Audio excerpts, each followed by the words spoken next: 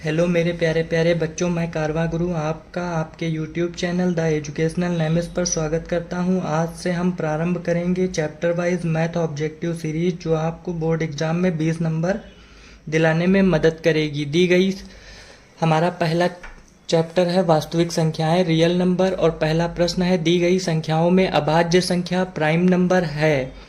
तो 0 ना तो धनात्मक है ना ऋणात्मक है, 1 ना भाज्य है और ना ही अभाज्य है, जबकि 2 सबसे छोटी अभाज्य संख्या है। अतः हमारा उत्तर ऑप्शन सी 2 होगा। और ऑप्शन 4 जो 8 है वो हमारी भाज्य संख्या है, जो 2 से कट जाएगी। प्रश्न संख्या 2, 156 के अभाज्य गुणनखंड होंगे। तो हम 156 के अभाज्य गुणनखंड करते हैं। तो देखिए कैसे करेंगे 156 के अभाज्य गुणनखंड। पहले 2 से कट रहा तो 2 से काटेंगे, 2 तियां 2, 2 सती 14, 15 में से 14 गया, 1 हो बचा 16, 2 अठी 16। फिर 2 से कट जाएगा, 2 तियां 6, 2 नवा 18। फिर 3 से काटेंगे 13 बार में, फिर 13 एकम 13। तो इस प्रकार 2 गुणा 2 गुणा 3 गुणा 13 ये हमारे गुणनखंड हुए। 2 गुणा 2 को हम 2 की पावर 2 गुणा 3 गुणा 13, इसको ऐसे लिख सकते हैं। इस प्रकार हमारा सही विकल्प जो है दूसरा होगा। अब प्रश्न संख्या 3, किसी धनात्मक पूर्णांक p के लिए प्रत्येक विषम धनात्मक पूर्णांक के रूप का होगा। अब यहाँ पर p के मान धनात्मक पूर्णांक लेने हैं, मतलब p बराबर 1, 2, 3, 4 एंड सो ऑन ऐसे लेना है। और हमें इनमें से सारे विकल्पों में रख रख के चेक करना है। ठीक, तो हम चौथा ऑप्शन लेते हैं 2p + 1। जब p का मान 1 लिया जाता है तो 2 गुणा 1 + 1, 2 एकम 2 + 1 3 आया। फिर जब p का मान 2 लेंगे तो 2 दूना 4 + 1 यानी कि 5। तो इस प्रकार हमारे जो उत्तर आ रहे हैं वो कैसे आ रहे हैं, धनात्मक और विषम। तो p धनात्मक, किसी धनात्मक पूर्णांक p के लिए प्रत्येक विषम धनात्मक पूर्णांक के रूप का होगा, यानी कि 2p + 1 के रूप का होगा, तभी हमें उत्तर जो है विषम धनात्मक पूर्णांक मिलेंगे। ठीक, अब अगला प्रश्न संख्या 4, पाई है। तो पाई परिमेय संख्या है, अपरिमेय संख्या है, वास्तविक संख्या है या पूर्णांक है। तो पाई अपरिमेय संख्या है, जबकि पाई का मान 22/7 ये परिमेय संख्या है, क्योंकि इसे p/q के रूप में लिखा जा सकता है, जहां q does not equals to 0, यानी कि 0 नहीं है। ठीक, अब आते हैं हम अपने अगले प्रश्न पर। प्रश्न संख्या 6, कि यदि संख्या 26 व 156 का लासा 156 है तो मासा क्या होगा। हमने एक सूत्र पढ़ रखा है, लासा गुणे मासा बराबर पहली संख्या गुणे दूसरी संख्या। तो यहाँ पर 26 और 156 दोनों संख्याएं हैं और हमारा लासा 156 दे रखा है और हमसे मासा पूछा गया है। तो 156 से 156 कट जाएगा, इस प्रकार मासा हमारा 26 आएगा। अब प्रश्न संख्या 7, एलसीएम 132 गुणे 288 बराबर 3168, यानी कि पहली संख्या 132 है, दूसरी संख्या 288 है और लासा 3168 है। एचसीएफ 132 और 288 का एचसीएफ यानी कि मासा कितना होगा। तो जो सूत्र ऊपर लगा है वही सूत्र इस सवाल में भी लगेगा, लासा गुणा मासा बराबर पहली संख्या गुणे दूसरी संख्या। तो पहली संख्या 132, दूसरी संख्या 288, लासा है 3168, गुणे मासा पता करना है। ठीक, अब हम देख रहे हैं कि 132 11 से विभाज्य है, तो 11 एकम 11, 13 में से 11 जाएगा, बचेगा 2, 11 दूना 22। अब 11 से 3168 को काटते हैं, 11 दूना 22 और यहाँ पर बचेगा 9, 11 11 अठी 88, फिर बचेगा 8, फिर 88 हुआ, फिर 11 अट्ठी 88, इस प्रकार 3168 11 से कट गया। अब इस तरफ 288, इस तरफ 288, ये कट जाएगा तो मासा बराबर 12 बचा।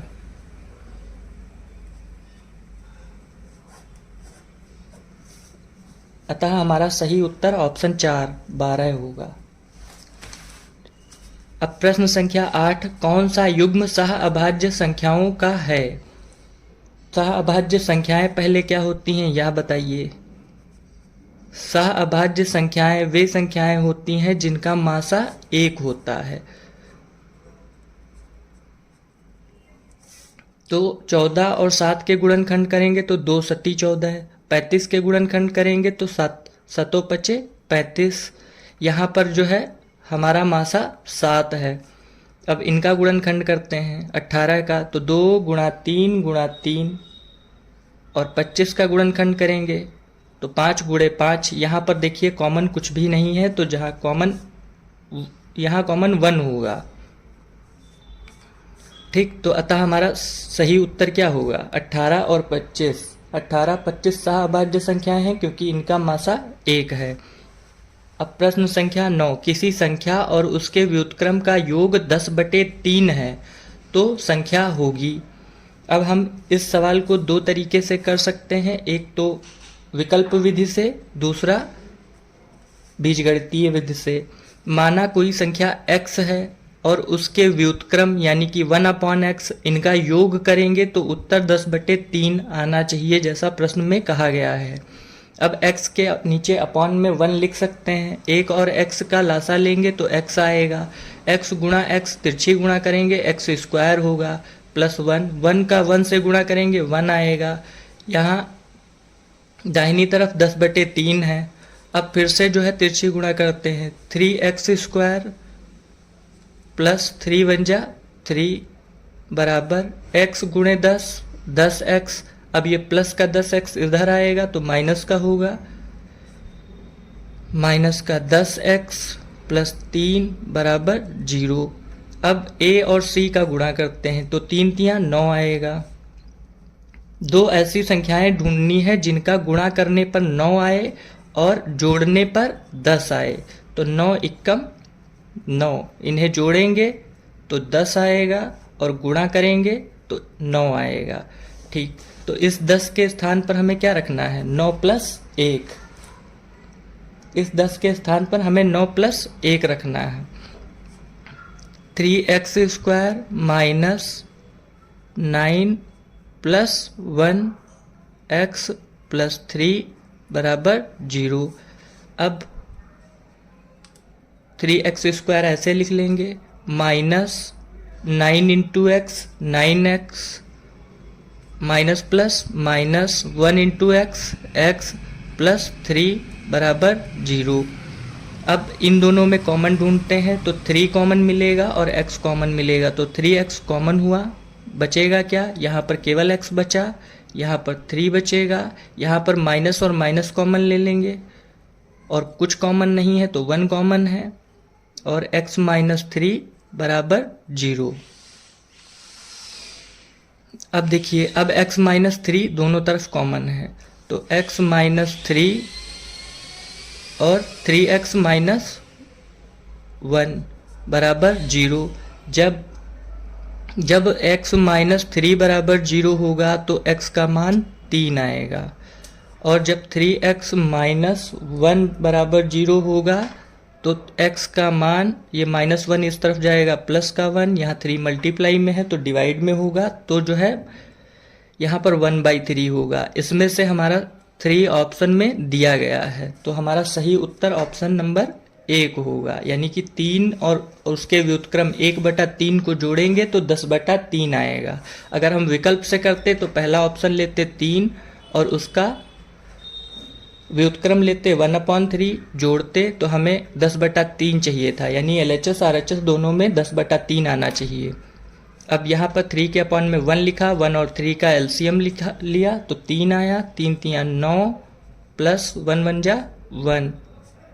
यहाँ राइट साइड पे 10/3 तो है ही, 9 एक जोड़ेंगे तो 10/3 आया और यहाँ पर भी 10/3 आया। अतः हमारा सही ऑप्शन ऑप्शन 1 है। अब चलते हैं अगले प्रश्न पर। प्रश्न संख्या 10। 650 तथा 1170 का मासा क्या होगा? अब हमें 650 और 1170 का मासा बताना है, तो हम भाग विधि से मासा निकालेंगे। भाग विधि से मासा निकालने में हम क्या करते हैं, बड़ी संख्या को छोटी संख्या से क्रमशः विभाजित करते हैं। तो 1170 इसे भाग देना है 650 से। 650 से 2 बार में लगाएंगे तो 6 दूना 12, 1300 जाएगा, तो वो ज़्यादा हो जाएगा। तो 650 एकम 650। 0 से 0 गया, 0 बचा। 7 में से 5 गया, 2 बचा। 11 में से 6 गया, 5 बचा। अब 520 हमारा शेषफल बचा। अब 650 को पुनः भाग करेंगे तो फिर से 520 एकम 520। फिर घटाते हैं। 0 में से 0 गया 0, 5 में से 2 गया 3 और 6 में से 5 गया 1। अब 520 को फिर से भाग करेंगे तो 13 दूना 26, 13 चक्कू 52, 130 गुणा 4, 4 बार में 520 पूरा पूरा कट जाएगा। अतः हमारा सही मासा क्या होगा, 130, जो विकल्प 1 में दिया गया है। प्रश्न संख्या 11। 455 तथा 42 का मासा क्या होगा? तो हम निकालते हैं। जैसे पहला 10वां सवाल किया है वैसे 11वां सवाल करेंगे। 42 से 455 को भाग देंगे। 455 को 42 से भाग देते हैं तो 42 एकम 42, बचा 3 और 5 35। ये 10 बार में 420 कटेगा तो बचा शेषफल 35। 35 से 42 को भाग करते हैं तो 35 एकम 35। अब 2 में से 5 जाएगा नहीं तो हम हासिल लाएंगे, 12 होगा। 12 में से 5 जाएगा, बचेगा 7। 3 में से 3 गया, 0 बचा और यहाँ पर शेषफल 0 है। 7 से जो है हम 35 को भाग करें। इस 35 को भाग करें तो 7 बचे 35 और अब 35 पूरा कट गया। अतः हमारा सही मासा क्या होगा, 7 होगा, जो कि विकल्प संख्या 3 में दिया गया है। अब प्रश्न संख्या 12। 2 संख्याओं का योगफल 17 है, उनका गुणनफल 72 है, तो संख्याएं क्या होंगी? हम इसे विकल्प विधि से करते हैं। अगर पहले विकल्प को हम सही मान लें तो 9 8 72, इनका गुणनफल 72 है। अब देखते हैं क्या इनका योगफल 17 है, तो 9 और 7 को जोड़ेंगे तो 16 आएगा। यह उत्तर हमारा गलत हो जाएगा। अब हम विकल्प 2 को ट्राई करते हैं तो 8 9 72, 9 7 63। विकल्प 1 गलत हो चुका है। अब विकल्प दूसरा ट्राई करते हैं। 8 9 72 और इन्हें जोड़ते हैं 8 और 9 को तो कितना आएगा, 17 आएगा। इस प्रकार 2 संख्याओं 8 और 9 का योगफल 17 है और 8 और 9 का गुणनफल 72 है। अतः हमारा विकल्प 2 सही होगा। प्रश्न संख्या 13। यदि किसी संख्या उसके वर्ग का योगफल 240 है, संख्या क्या होगी? संख्या और उसका वर्ग, उनका योगफल करना है। तो 12 संख्या है और इसका वर्ग 144 होगा। अब इन्हें जोड़ते हैं। 4 2 6, 4 1 5 और 1 156। यह 240 नहीं आया तो विकल्प 1 गलत होगा। अब विकल्प दूसरा ट्राई करते हैं तो संख्या 14 है, इसका वर्ग 196 है, 96। अब इन्हें जोड़ कर देखते हैं। 6 4 10 का 0 हासिल आया, 1 10 1 11 का 1 हासिल आया, 1 और ये हो जाएगा 210। विकल्प 2 भी गलत होगा हमारा। अब विकल्प नंबर 3 ट्राई करते हैं। संख्या 15 है और इसका वर्ग 225 होगा तो 25 में 5 जोड़ेंगे 30, 10 40 और 200, ये 240 आया। अतः हमारा सही विकल्प क्या होगा? अतः सही विकल्प हमारा 15 होगा। संख्या 15 और उसका वर्ग 225, इन दोनों को जोड़ा 240 आया। तो जो है हमारा यही प्रश्न में दिया गया था, संख्या और उसके वर्ग का योगफल 240 है। अतः हमारा विकल्प 3 सही होगा, 15 उत्तर सही है।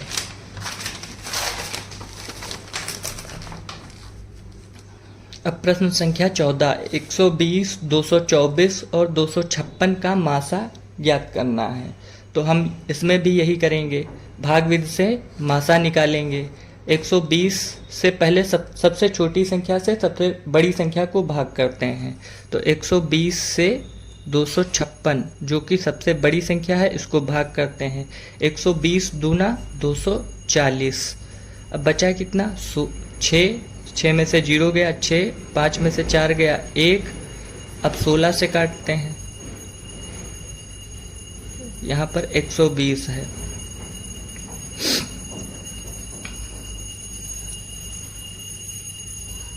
एक 120 है तो 16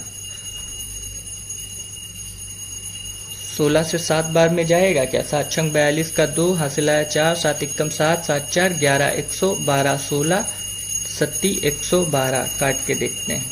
अब 10 में से 2 यहाँ से हासिल आया है, 10 हुआ, 10 में से 2 गए, 8 बचा, फिर बचा 1, ये कट गया, 1 में से 1 गया 0, 1 में से 1 गया 0।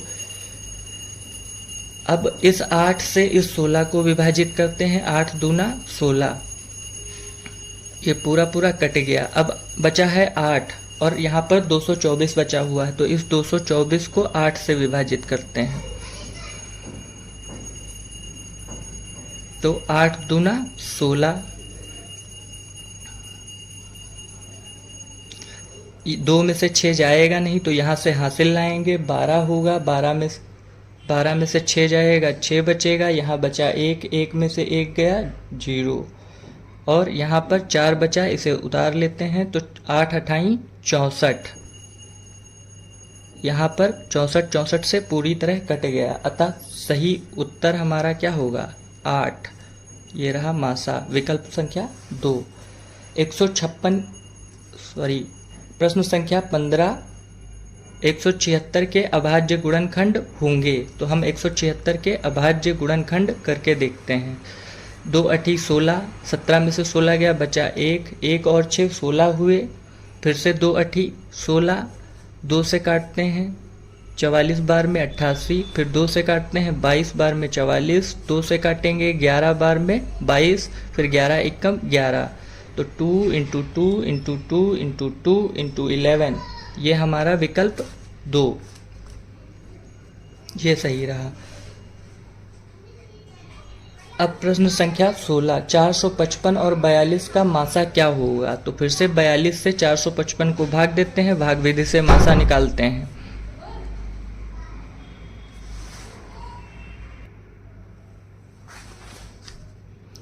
प्रश्न संख्या 16, 455 और 42 का महत्तम समापवर्तक होगा। तो हम 455 को 42 से भाग देते हैं और भाग विधि से मासा निकालते हैं।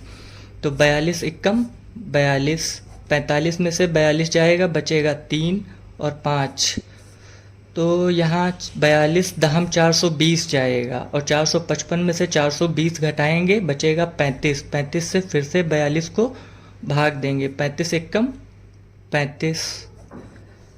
अब देखिए 2 से 5 जाएगा नहीं, यहाँ से जो है हम हासिल लेंगे तो 12 होगा, 12 में से 5 जाएगा, 7 बचा, 4 में से 3 गया, 4 में से क्या, यहाँ तो 3 बचा, 3 में से 3 गया 0 और इस 7 से इस 35 को भाग देंगे, 7 पचे 35, यहाँ 35 से 35 पूरा घट जाएगा, 0 बचेगा, अतः हमारा मासा 7 होगा। प्रश्न संख्या 17, 120, 224 और 256 का मासा होगा। तो यह सवाल बिल्कुल सवाल संख्या 14 जैसा है और इसी तरह आपको करना है और इसका उत्तर कितना होगा? 8।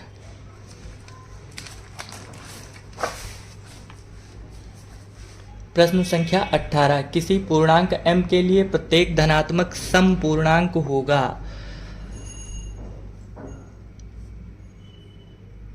किसी पूर्णांक m के लिए प्रत्येक धनात्मक समपूर्णांक होगा। यहाँ m के मान हमें पूर्णांक लेने हैं और उत्तर में हमें हमेशा धनात्मक समपूर्णांक मिलना चाहिए। तो हम यहाँ पर ट्राई करते हैं चौथे ऑप्शन 2m + 1 को। तो m का मान हम यदि 1 लेते हैं तो 2 इंटू 1 प्लस 1, 2 1 जा 2 प्लस 1, यहाँ पर आएगा 2 प्लस 1 यानी कि 3, जो कि विषम पूर्णांक है और हमें चाहिए क्या, धनात्मक सम पूर्णांक। अब ऑप्शन 4 हमारा गलत हो जाएगा। अब हम ट्राई करते हैं तीसरे ऑप्शन को, 2m को, और m का मान 1 लेते हैं तो 2 इंटू 1, यहाँ पर तो सम पूर्णांक आया, सम और धनात्मक पूर्णांक आया। अब m का मान हम 2 रख के ट्राई करते हैं तो 2 इंटू 2, अगला उत्तर हमारा आता है 4, जो कि धनात्मक सम पूर्णांक है, अतः 2m हमारा सही उत्तर होगा। 19 किसी पूर्णांक n के लिए प्रत्येक धनात्मक विषम पूर्णांक होगा। यहाँ पर भी n के मान पूर्णांक लेने हैं और उत्तर में हमें विषम पूर्णांक चाहिए। तो जैसा कि आपने देखा था 2m प्लस 1 में हम m के धनात्मक पूर्णांक मान रख रहे थे तो हमें हमेशा विषम धनात्मक पूर्णांक मिल रहे थे। यह सवाल और यह सवाल दोनों एक जैसे ही हैं, इसमें हमें सम पूर्णांक चाहिए, यहाँ पर विषम धनात्मक पूर्णांक उत्तर में चाहिए। तो यहाँ पर उत्तर हमारा 2n प्लस 1 टाइप का होगा, और जब हमें सम पूर्णांक चाहिए होंगे तो 2n टाइप का होगा। अब प्रश्न संख्या 20, 15, 18 और 24 का लघुत्तम समापवर्तक क्या होगा। तो 15, 18 और 24 का हमें लासा चाहिए, तो निकालते हैं भाग विधि से 15, 18 और 24 का लासा। तो 3 से काटेंगे तो 5 कटेगा, 3 पचे 15, 3 छांग 18, तीनों 8 24। फिर काटते हैं 2 से, 2 तियाँ 6, 2 चक्कू 8, 2 दूना 4 और 2 इक्कम 2, फिर 3 इक्कम 3, 5 इक्कम 5। अब इन सभी का गुणा करते हैं। 5 तियाँ 15, 15 तियाँ 45, 45 दूना 90, 90 दूना 180, 180 दूना 360। हमारा सही उत्तर क्या, विकल्प 4। प्रश्न संख्या 21, कोई संख्या परिमेय संख्या होगी, कोई संख्या अपरिमेय संख्या होगी यदि उसका दशमलव प्रसार, कोई संख्या परिमेय संख्या होगी यदि उसका दशमलव प्रसार होगा। तो देखिए 0.25 ये कैसी संख्या है, ये शांत संख्या है और अनावर्ती संख्या है, यहाँ पर कोई अंक रिपीट नहीं कर रहे हैं, तो इनका यह कैसी संख्या होगी, यह परिमेय संख्या होगी। इसे p/q के रूप में लिखा जा सकता है। इसका दशमलव हटाएंगे, अपॉन में 100 आएगा, 25 से कम 25, 25 चक्कू 100, 1/4 इसे p/q के रूप में लिखा जा सकता है। ठीक, अपरिमेय संख्या होने के लिए पहली शर्त यह है कि दशमलव प्रसार अशांत होना चाहिए। दूसरी चीज है कि आवर्ती नहीं अनावर्ती होना चाहिए। तो हमारा सही विकल्प क्या होगा, 3। अपरिमेय संख्या तभी होगी जब दशमलव प्रसार अशांत हो और अनावर्ती हो, यानी कि नॉन रिपीटिंग हो, non terminating and non repeating.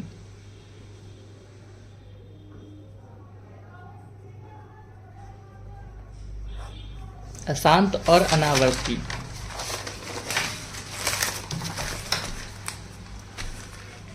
प्रश्न संख्या 22, -2 -3 और दूसरी संख्या है -2 + 3 को जब हल किया जाता है तो उत्तर क्या आता है। तो पहले हम हल करते हैं। यह देखिए a है -b, यह भी a है +b, तो a - b और a + b यह एक फॉर्मूला है। तो a - b, a + b ये किसके इक्वल होता है, a² - b²। अब a की जगह पर हमें -2 रखना है, इसका स्क्वायर करना है, माइनस b की जगह पे √3 रखना है और इसका स्क्वायर करना है। स्क्वायर से रूट कैंसिल हो जाएगा, बचेगा 3, -2 का वर्ग करेंगे आएगा 4, 4 में से 3 जाएगा, बचा 1। यह धनात्मक संख्या है और एक क्या है, एक को हम 1/1 के रूप में लिख सकते हैं, जहां पर Q यानी कि हर जीरो नहीं है, अतः यह परिमेय संख्या भी है। तो धनात्मक और परिमेय संख्या हमारा उत्तर आया है। तो इस प्रकार हमारा विकल्प 2 सही होगा। अब प्रश्न